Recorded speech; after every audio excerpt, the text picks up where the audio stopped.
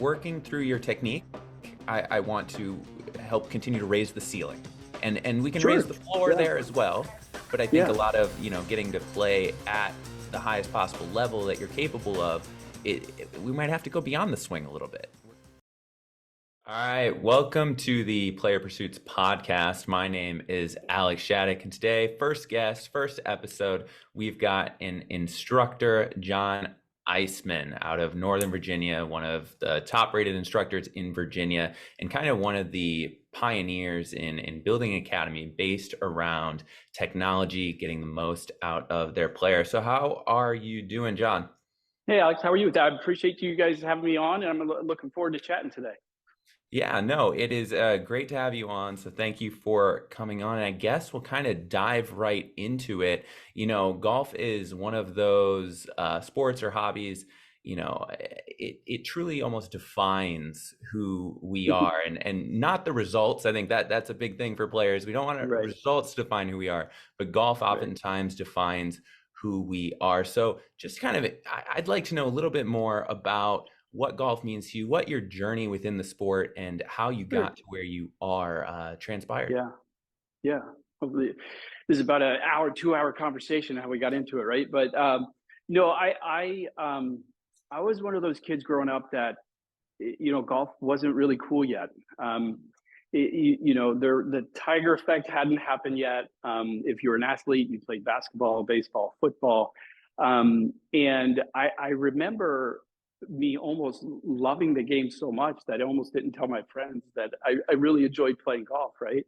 I noticed in a change in me primarily when I knew I was playing golf the next day, and I couldn't sleep because I was so excited that I would be going out on the golf course playing. So, golf to me has shaped me tremendously from my high school years, to my college to my college days, primarily because I was in that pursuit of man, this game is really hard. To me, it came a lot harder than basketball, baseball, football did, and so I wanted to keep battling, to keep getting out there, trying to understand the game a little bit more. I think golf is, you said something how golf identifies us all differently, and for me, it was just how hard the game truly, really was. Even to the point where, man, I'd love to teach it one day because it is difficult to learn. It is hard to kind of key in on how you get better and things to improve on. So I identified into the game more because it was highly, highly difficult compared to the other sports.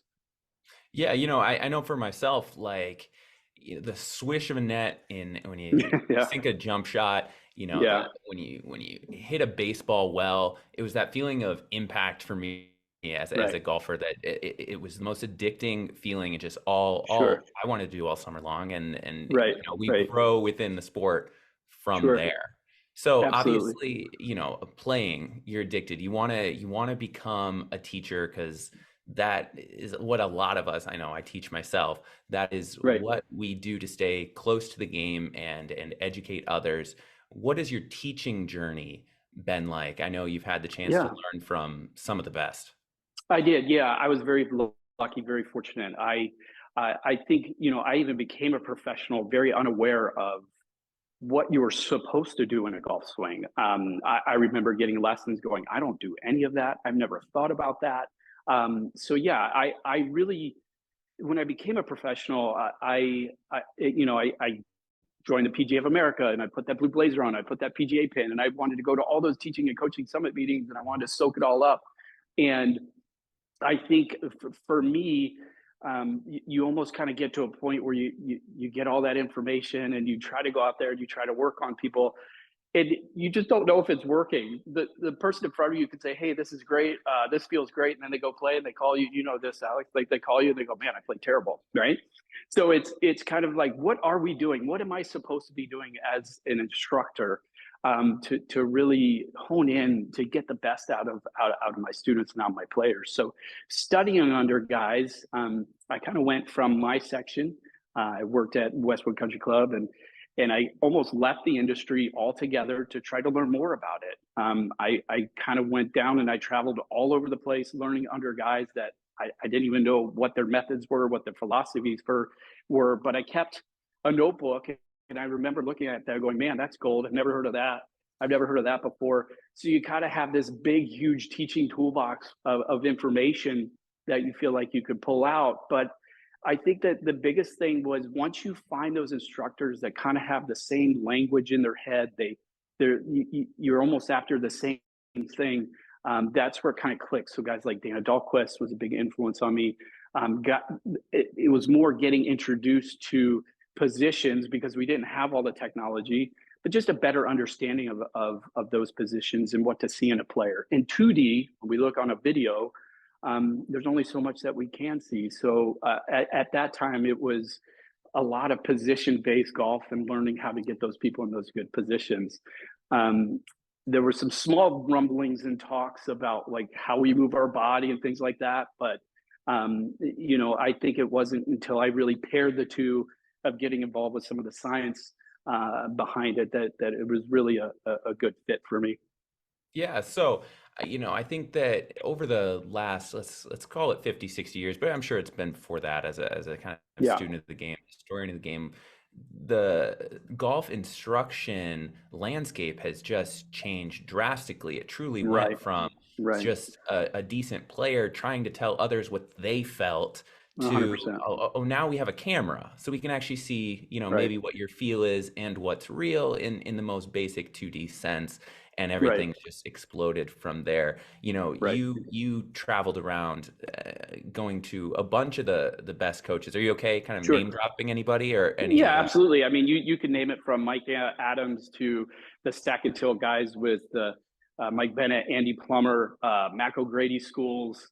I mean, you name it. I absorbed all that information. I was in those seminars, constantly just trying to say, oh, you know, this is something different, right? This is there's structure to this. You can actually kind of put structure behind golf instruction, which I think is very hard to do. But I think that's when you kind of say to yourself, wow, there for 100 years we've been saying a fundamental of golf is grip, stance, ball position, posture, and it has nothing to do with movement. And as you know, you have people that have great you know, fundamentals with those grip, stance, ball position, posture, and they can't hit it. So you kind of wanted that whole spectrum of information, learning under different people that were influential within instruction.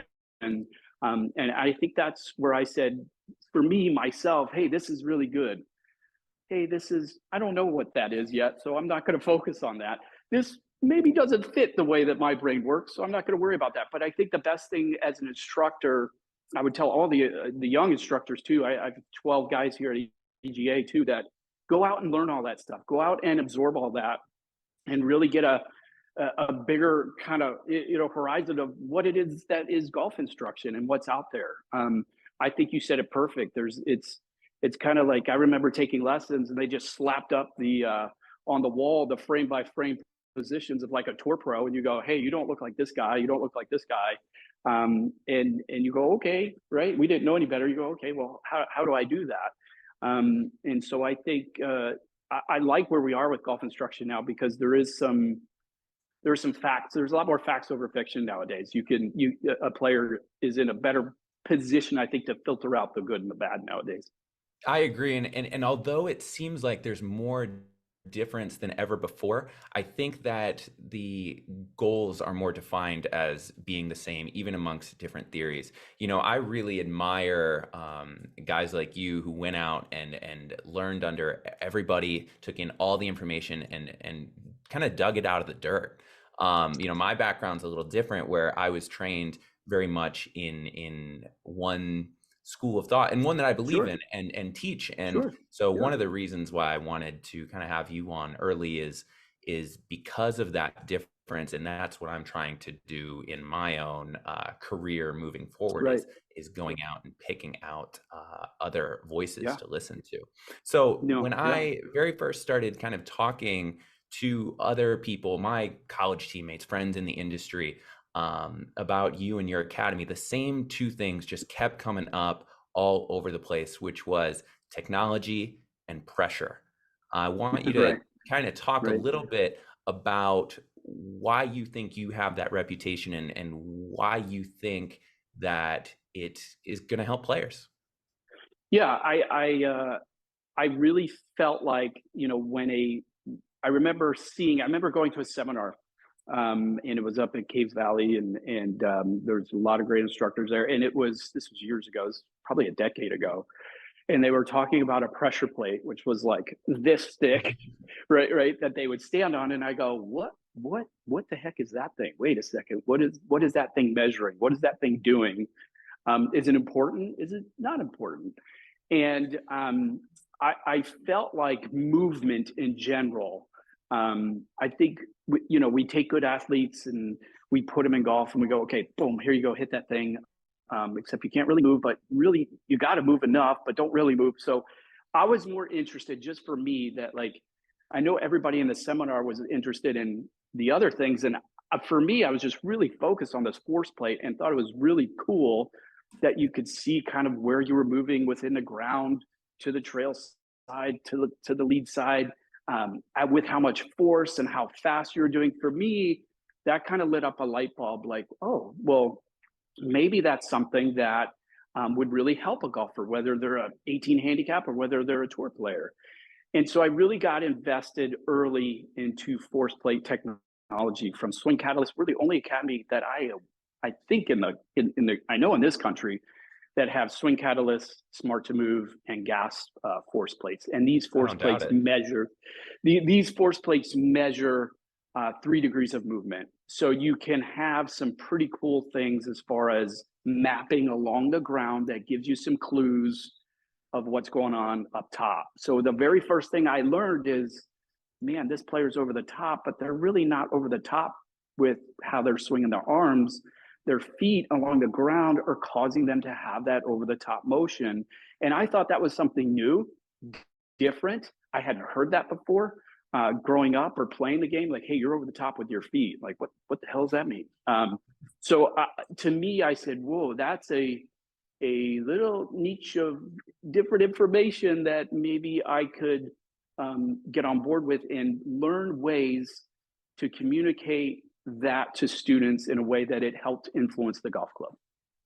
Yeah, I think that what technology has done is allow us to measure and learn in ways that we would have never even considered until it slapped us in the face. Right. We saw it first with obviously TrackMan, Right. and it amazes me all the things that are still being discovered within the numbers, the correlations that exist there with whether it's specific moves or the other numbers on the screen that no one else is paying attention to. 100%. There's spin loft has been like this new thing that everyone's paying attention to, and it's not new. It's just that we're finally learning and catching up to the technology. Right, and I think that out there. Right, you're exactly right, Alex. And I think, sorry to cut you off there. I think you're good. The really interesting part about a TrackMan that came out in 2009, I think was the first ever TrackMan that came out. Technology just goes, hey, like a lot of the ball flight law, all those ball flight laws that we thought were set in stone are now totally changed, right? Because the data is saying actually every shot you hit is a miss hit, right? I mean, basically that's what TrackMan is, right? It's saying like everything, there's never zeros across that board on those parameters. So I think it's really interesting when we have that information now, and you can combine that with some ground data, because I think a lot of times in my world, what I'm trying to do is I'm trying to say, the reason that you're getting this ball data is some of that, how you're being influenced moving in and out of the ground. There is a big correlation. Yes, we know face is king, and if you could square your face, but what is actually happening when you square that face?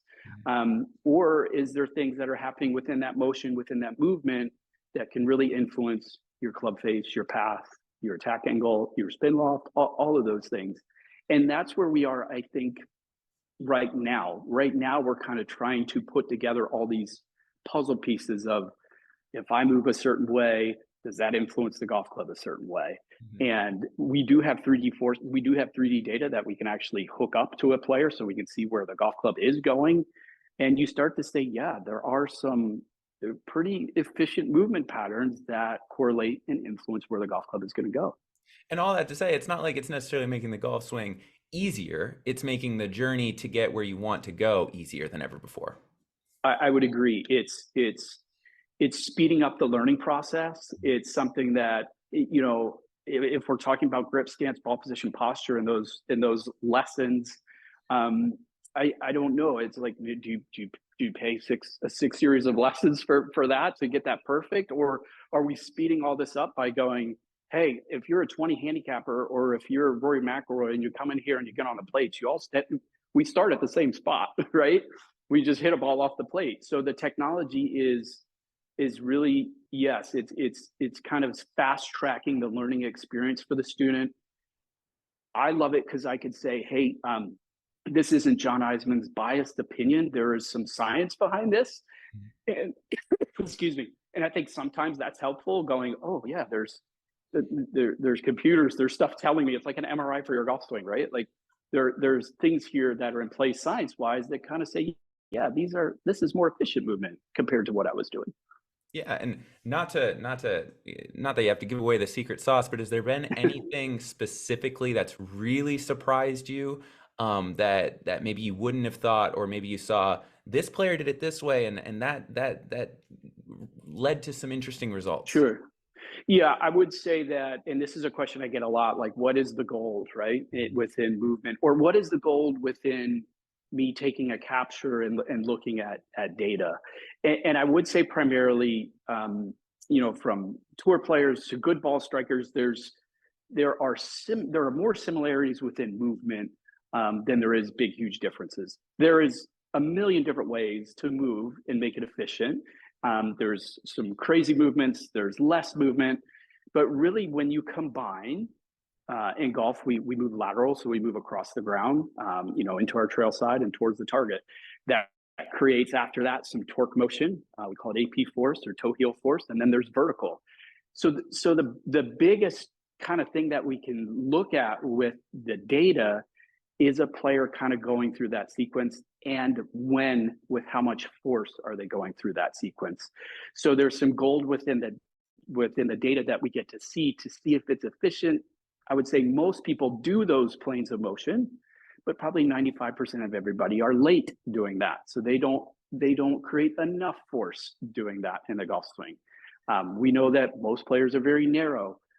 So that shuts off some of this linear motion, right? We know that people are kind of playing heavier golf clubs, so it's going to shut off kind of maybe how much we could actually torque the body.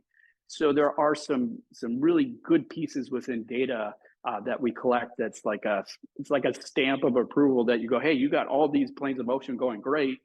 Let's just crank them up and let's just do them a little bit earlier.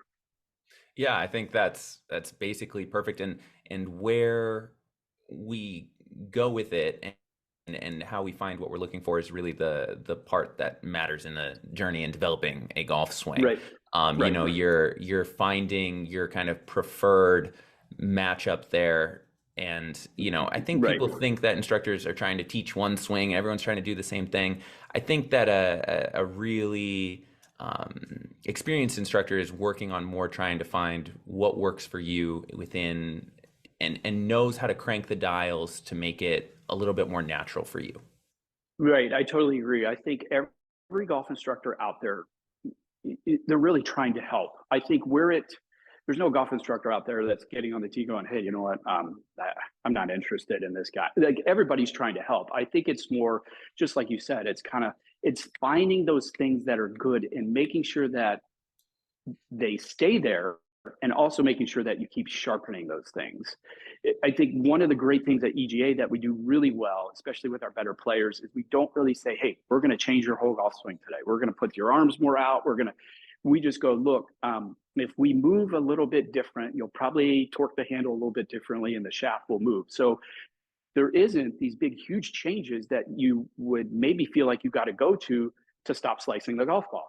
I think if guys walk out of my studio and they go, man, I got to hit the range like every day for 3 hours to make this work, that would be a failed lesson, in my opinion.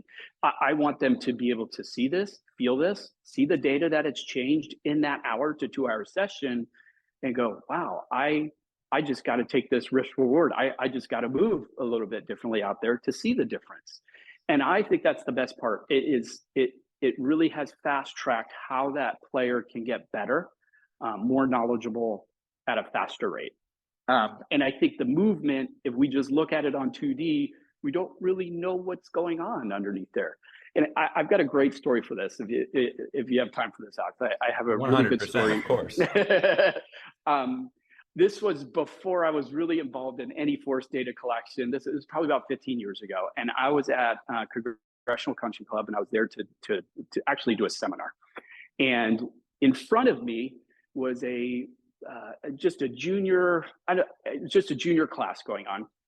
And right in front of me was a 10-year-old girl, and she was hitting golf balls, and she was hitting driver, and she was falling all over the place, and laughing, having a great time. And these balls were pelted, just boom, every ball.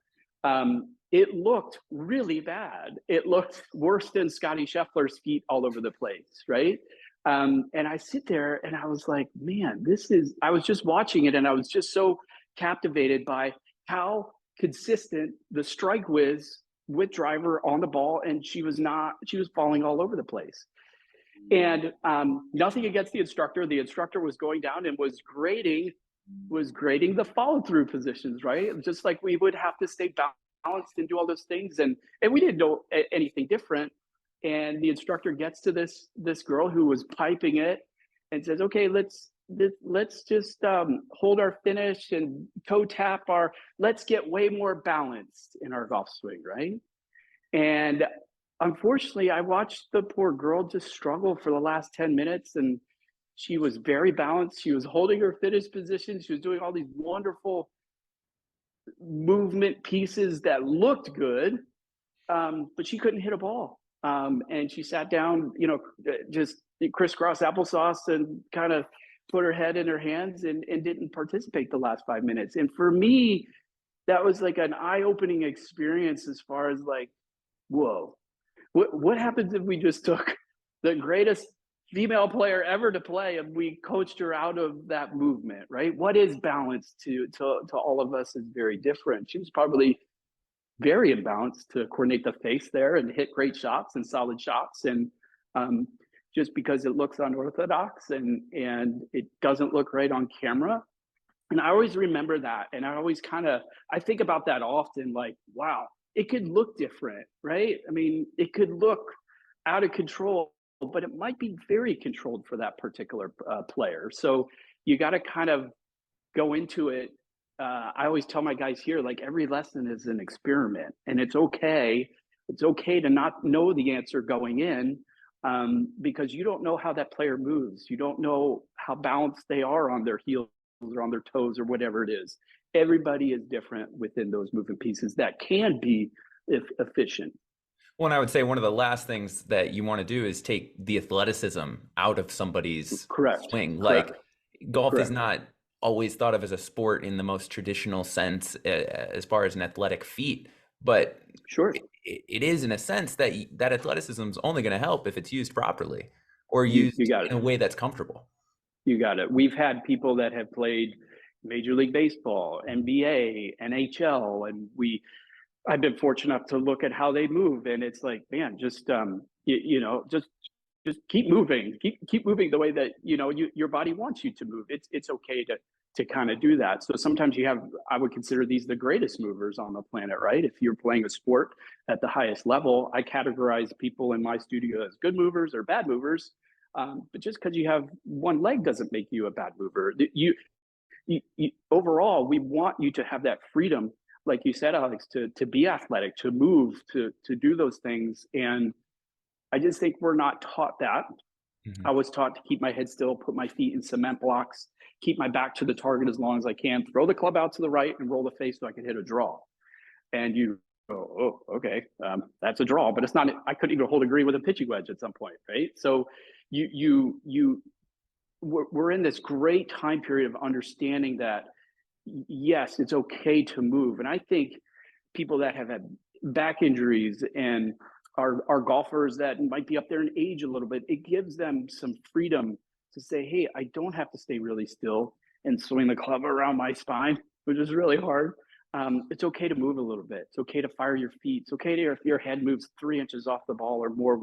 will allow you that, because we do see some correlation of how that can influence and help the golf club. Yeah, and nothing makes me happier as a student of the game to see that progression and see that people are okay with some things, that we're thinking outside the box finally. I think for a long time it got a little bit stuck, and now we're finally seeing it. A little cookie cutter with some stuff. Yeah. I agree, and I think this is a wonderful game that it's almost passed down by, it's like that telephone game, right? It's almost passed down generation after generation, and if you're a player, you're gonna tell people this, and your kids one day, and it's this really cool holistic kind of approach to a sport, where it's a basketball. It's like, yeah, you just got to shoot that thing and make it. Which I know there's more to it, but golf, I think, it's always like this. We've made it really, really easy and simple in this box of education and learning. And we go, what happens if we open that up? We're a lot smarter. My whole thing is like, let's make it easy for people. Well, I don't think that's always the case. I think if you open that up, then you go, man, there's a lot more to learn. If we're not learning, we're not thinking. So I think overall, I think it's a good thing that we say it doesn't have to be in this small little box that we need to keep our swing thoughts in. The game of golf. It's both challenging and rewarding, requiring focus, concentration, and the ability to tune out outside distractions. Peak performance is achieved through a synergy of body and mind. Shell Golf Apparel is designed with advanced textile technology that moves with you, with four-way stretch and moisture-wicking properties that keep you cool and dry. Visit shell.shop today and get 40% off the entire golf collection using promo code PlayerPursuits. Now, back to the podcast with your host, Alex Shattuck. Yeah, so we're talking about all of this. So within the context of your academy, what kind of player does your facility attract, do you think, from an ideology standpoint, from a way that you train?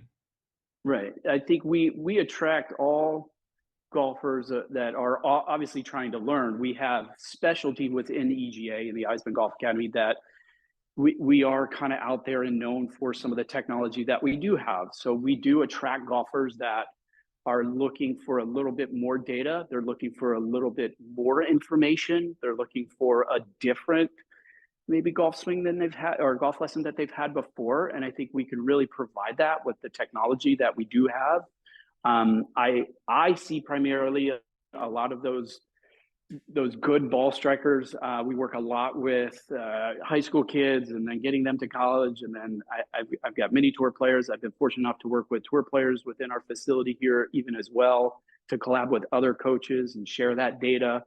And I think really what's unique and what's different about EGA is the experience that you get in a golf lesson is totally different. I haven't talked about a grip probably in 2 years, which is great, but I might talk about how you pressure a grip, but we just look overall again at the body, the movement.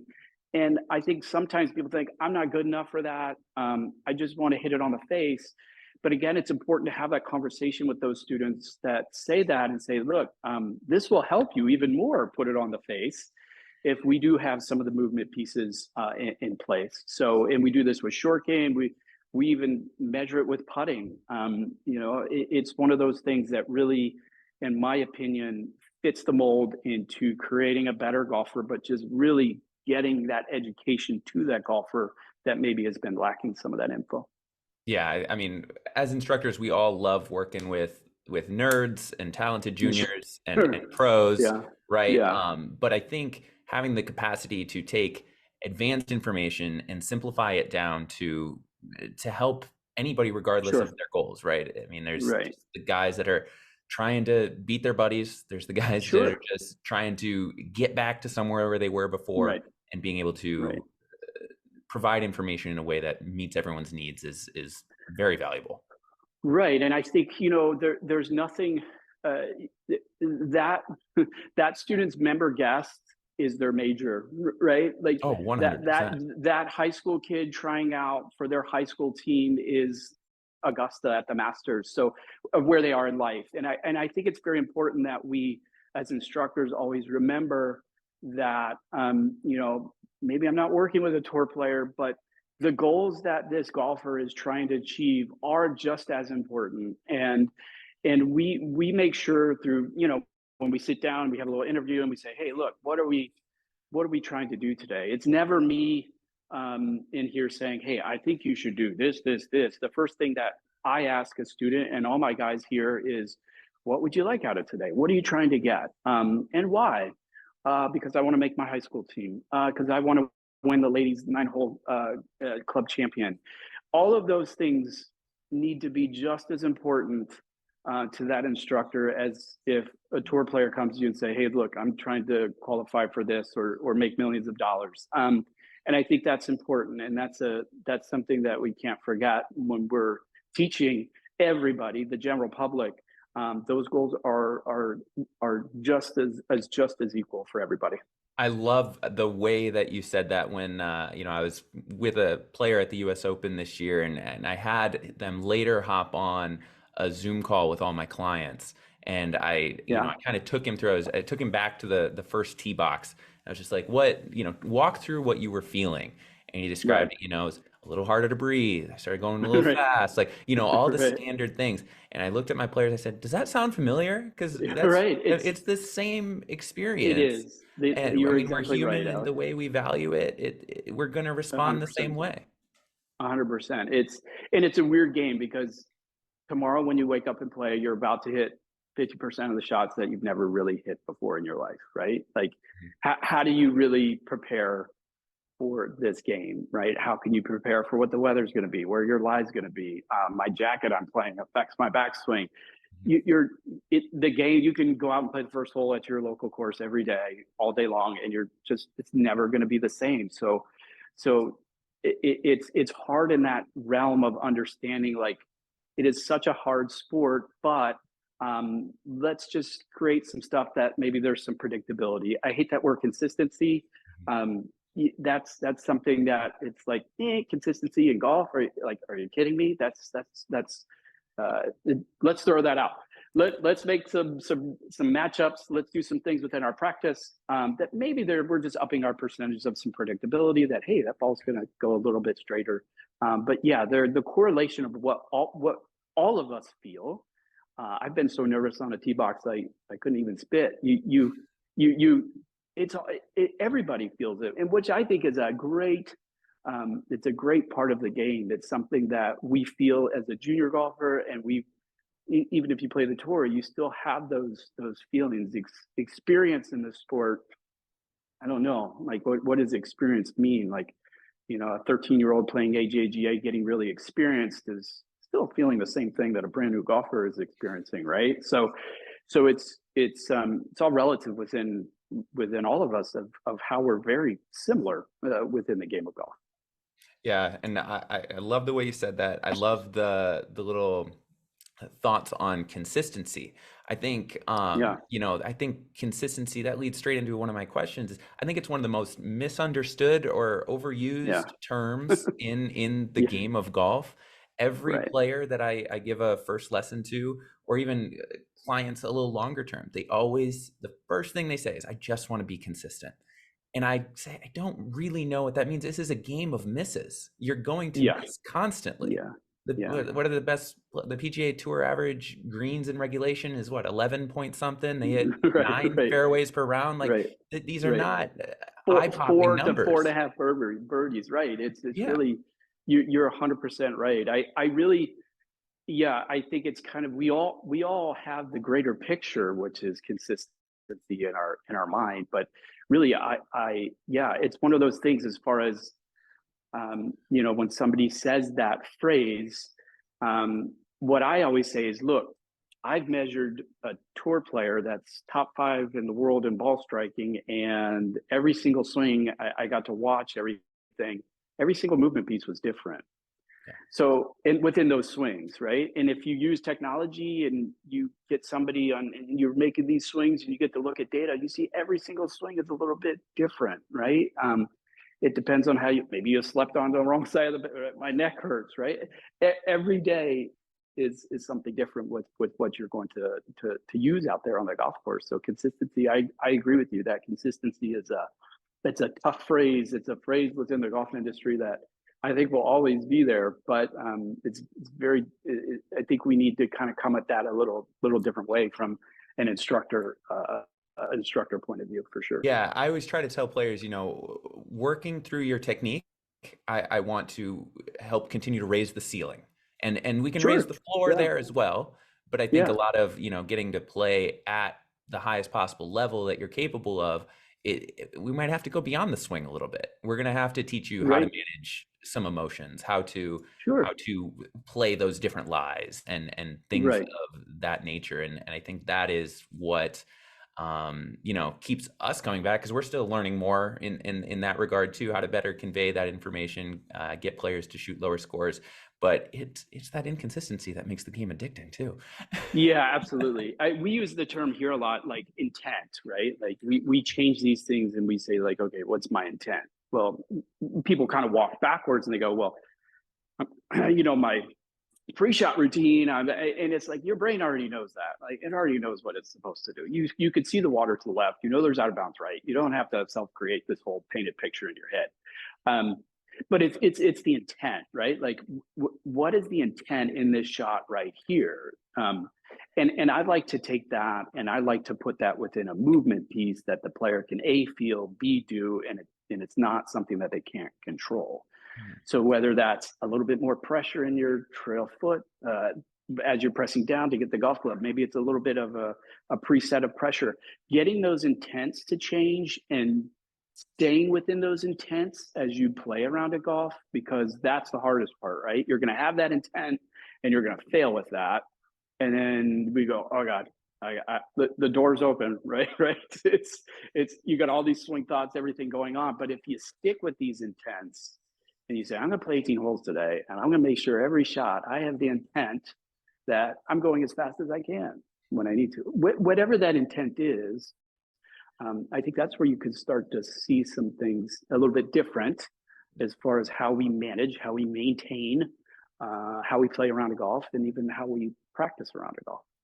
Yeah, that little spiral that you described when something goes wrong, or we say, oh, it's because I forgot this. Oh, it's because I forgot that. No, it's part of the flow of the game. I right before I got into coaching and teaching myself as a player, I had a former tour player talk to me about exactly what you described with intent, which was he made me the night before I went to the course every day, he made me write down exactly what I was going to do. So that, for this 20-minute segment, I'm working on one thing, and I'm not gonna let my emotions take over and go work on, go run away with this thought that's not gonna work. It's like I totally agree with that. When we go to the gym, the people that are always there and the ones getting the best results have their little notebooks, and we laugh at them, but like they're the ones getting results. Can work. Yeah, exactly.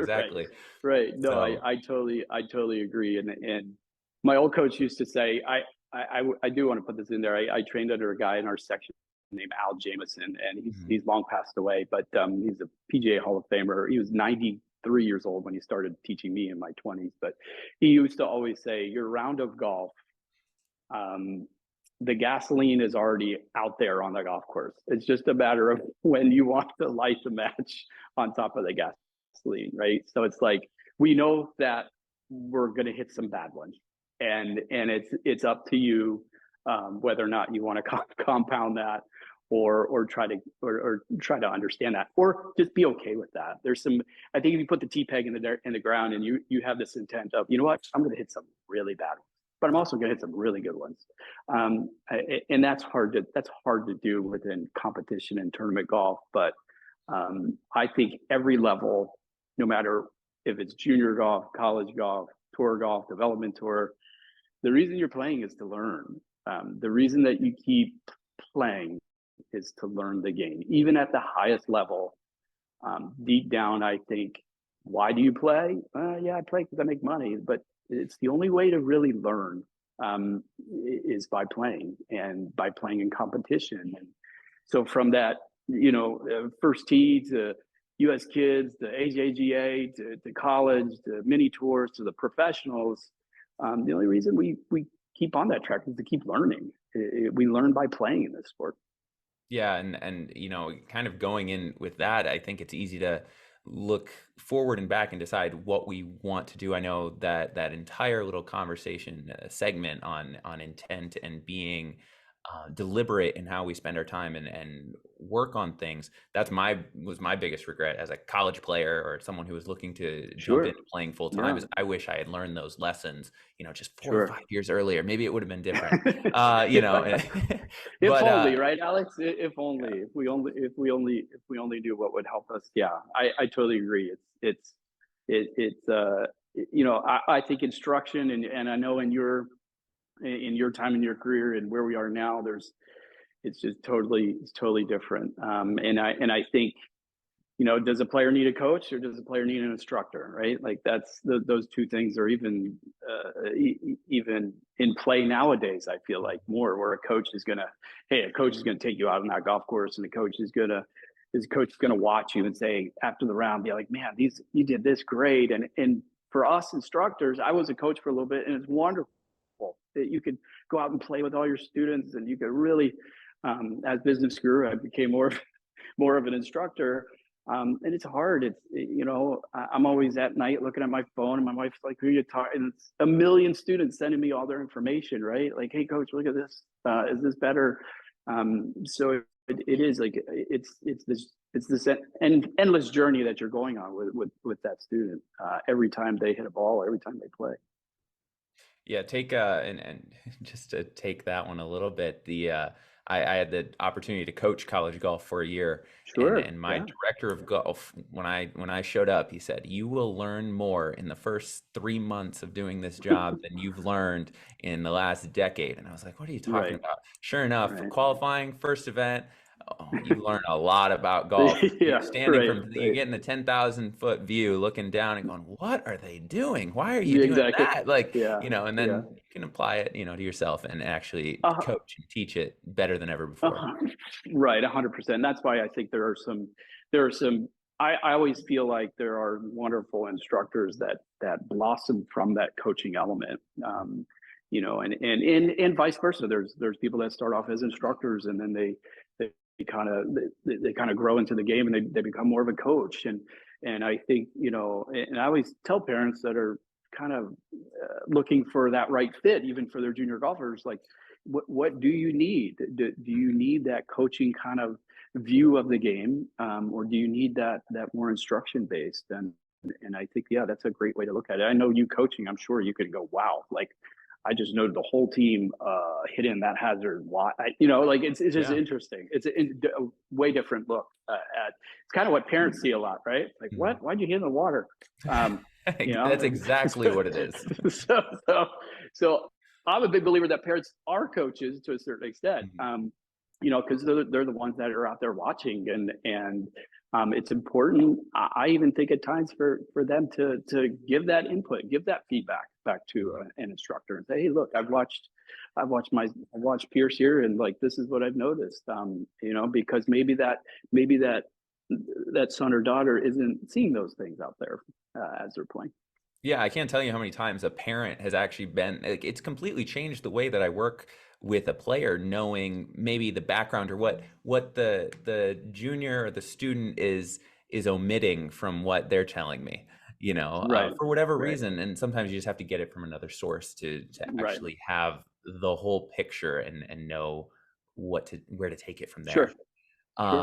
So, I think we kind of brushed on it, and I'd like to power it home. Regardless of where you're looking for instruction, I think I'm sure you agree, and I'd love to even have you keep talking about it. Sit down with the pro instructor, coach, whatever they're going to be, and talk about what you're looking to get out of it. Because I can't tell you how many times the approach would have changed or is changed from just a simple conversation like that. And it's also going to let you know if you click with that person, if you believe what they believe, and if you're going to dive all the way in or not. Yeah, no, I agree. I think that interview is with your student, with your client, that interview where you sit down and you say, hey, okay, what are we after today? You could say, what are we after short term and long term? I'm not a big believer of that, to be honest, because I feel like if you set your goals kind of that way, it's like, I've got this tournament that's 6 weeks out. This is the most important tournament that I'm going to play, and I need to do all this stuff to prepare for that. I think that's a harder way to kind of manage golf and all that strain that you're putting on yourself for that one tournament. Well, you're turning that one tournament into your US Open. Exactly. And I always tell people, no matter what you're playing in, your next tournament is not the most important. And they go, what? And I go, the most important thing is what you did over the past 20 tournaments. So, and what you're about to do, right? I think overall, it's important that you keep having that conversation with that student. You keep the dialogue open. You allow them, because I think this is the key too. You allow them to give you the feedback after they play, and you say, okay, great. How was the intent that we talked about? How many straight shots did we hit? We don't need to work balls all over the place. We're not Tiger. We don't need to hit cuts in the back right pins. Like, how many straight balls did you have? I think really you could put a blueprint together for every single one of your players based off of what they want. And that's a game changer, I feel like, in the world of golf instruction, because it's usually what the golf instructor wants you to do. And again, that we're all trying to help, but if it comes from the student side, if they're the one that's feeding that, like, yeah, I need to get faster, Alex, can we spend the next 3 lessons getting faster? Sure, let's get faster, but we can't focus on where the golf ball goes yet, but we're going to get you faster, and then maybe we can put it together. I think it's okay to really give them what it is that they want. We're not this Exxon station where you pull in and the guy says, look, you need new ruts and these brake pads need to go, and we should be a little bit more open to what that golfer is after, because if there's a missing link there, I feel like that's when that instructor may not be giving the best information to that student. They can be broad with how they communicate and what they're after, but it all should maintain and merge back to exactly what that student has come in for. Well, yeah, otherwise it's just like running in a hamster wheel. We got to keep them moving forward in order to actually enjoy and see the value in what they are doing and what they're spending all this time and quite frankly, money to do. Exactly. So we have to, you have to have the player work on what they want to be developing. Otherwise, they're going to get sick of it, and it's not exactly what we're trying to do here. Right. Exactly. And maybe you need a coach to go out there and see what that actually is if the player can't come up with, because the player might say, hey, look, I need everything. And right. And you go, okay, well, we could give you everything, but I think that's where a coach and going out and watching what happens, you go, oh yeah, like let's focus on this area, because this is what we've been seeing over the past couple of rounds is we're missing a lot of greens, so let's focus on some of these areas. But I think that golf can be, I have a lot of times where guys come in, they go, I'm hitting my driver great, my irons stink, and then the next day or the following week, it's like my driver is awful, and so it's like we've got to balance this out the right way with staying with some of these intents and staying with the goals that we're really trying to achieve. If you are bouncing all over the place with everything, I do think it's much harder to do. We're all good at something in golf. We all are. I guarantee you, even beginners, we're all really good at certain things within our games. We might not believe it. We might not see the proof of it all the time. But there are skill sets that we have that are better than others. You keep sharpening those, but sometimes there's other areas of the game that need to be focused on. Well, and I think the easiest way to see that is in numbers. like Sure. assigning value to things. So even if you don't want to go crazy with some stat software, if you just keep track of, your fairways, your greens, that way it's not Right. driven purely by emotion. If you do a drill, Right. keep track so you know what maybe your baseline is, and you know that Sure. next time you go do it, just because it felt worse doesn't always mean it's worse. I've had Right. Yeah. players be elite ball strikers and tear and have short games that need a lot of work, and they tell me they need to keep hitting balls. I'm like, that's your Right. superpower. Right. Yeah. And at least then, Yeah, for sure. they still want to work on their swing, their speed, whatever. We can absolutely do that, but let's at least have the valid information to make that determination. 100%. And I think there's this big thing going around now, Alex, that says,